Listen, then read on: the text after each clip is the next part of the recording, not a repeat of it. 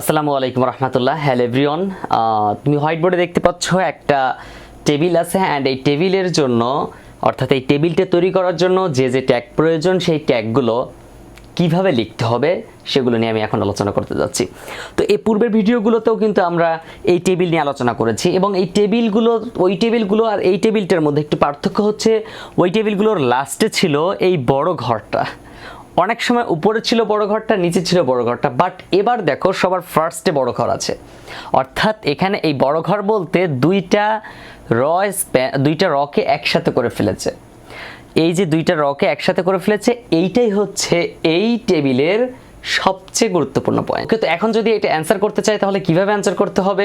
প্রথমে লিখতে হবে HTML, লিখলাম HTML। ওকে, তারপর আমাদের লিখতে হবে বডির BODY বডি, দেন আমাদের লিখতে হবে table TABLE table, table border equal to 1 লিখলাম।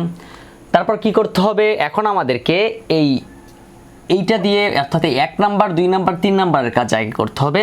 সো এই জন্য আমাদেরকে প্রথমে TR লিখতে হবে, টেবিল র, প্রথম র এর কাজ করব অ্যান্ড এটা হচ্ছে টেবিলের ডাটা। সো আমরা লিখব TD টেবিল ডাটা। তো এই টেবিল ডাটা আসলে দেখো তো এই টেবিল ডাটাটা কয়টা ঘরকে নিয়ে তৈরি হলো? 2টা, রো স্প্যান 2। তো table data ROW rho span equal to 2। দেন কি লেখা ছিল? 1 লেখা ছিল। ওকে, এখানে আরেকটা বিষয় হচ্ছে শুধু রো স্প্যান 2 না, এখানে এই লেখাটা কিন্তু সেন্টারে আছে। এজন্য আমাদের এখানে একটা কমা দিয়ে লিখতে হবে align, ALIGN align equal to centre. দেন আমাদের অন লিখতে হবে অ্যান্ড TD ক্লোজ করতে হবে। ওকে, হয়ে গেল একটা কাজ। তারপর আমরা 2 লেখার জন্য কি করব? দেখো তো লেখাটা মিডল পয়েন্টে আছে, এজন্য 2 লেখার আগে আমাদেরকে একটু নির্দিষ্ট করে দিতে হবে যে লেখাটা মিডল পয়েন্টে আছে। এজন্য লিখতে হবে align ALIGN align equal to centre, centre. দেন আমরা 2 লিখব, আবার TD ক্লোজিং এন্ট্রি লিখব। ওকে, তারপর আবার 3 লেখার জন্য সেম ভাবে TD align equal to centre, then 3 table data closing দিলাম, দেন TR ক্লোজিং। কেন TR ক্লোজিং দিলাম? কারণ আমাদের কিন্তু একটা র এর কাজ কমপ্লিট হয়ে গেছে, এই জন্য টেবিল র ক্লোজিং দিলাম। এবার দ্বিতীয় টেবিল রর ক্ষেত্রে আবার TR লিখলাম, ওপেনিং, এটা হচ্ছে ওপেনিং ট্যাগ। দেন TR লেখার পর আমাদের লিখতে হবে TD, সেম ভাবে align, align equal to centre, centre লিখে আমাদেরকে ইনভার্টেড কমার মধ্যে এবার লিখতে হবে হচ্ছে 4, দেন TD আবার ক্লোজিং ট্যাগ লিখলাম।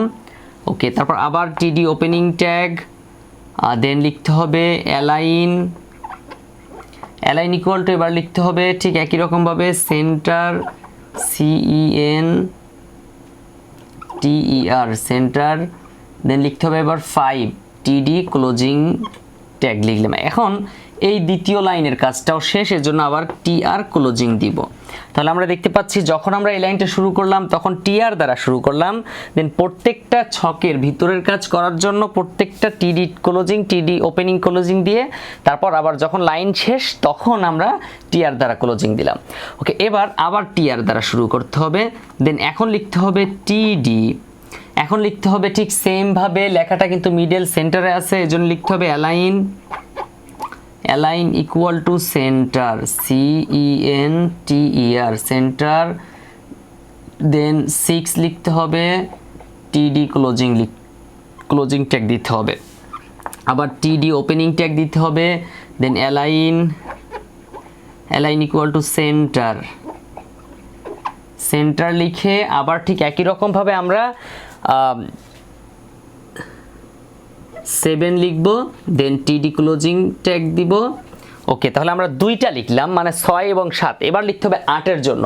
তো 8 এর জন্য ঠিক একই রকম ভাবে TD লেখো, দেন অ্যালাইন লেখো ALIGN অ্যালাইন সেন্টার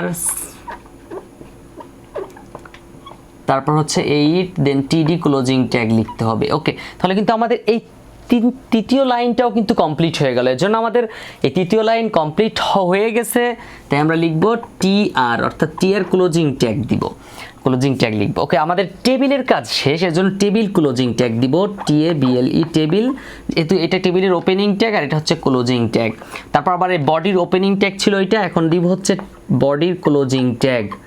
ওকে, তারপর লিখবো HTML এর ওপেনিং ট্যাগ লিখেছি অলরেডি, এখন লিখতে হবে HTML এর ক্লোজিং ট্যাগ।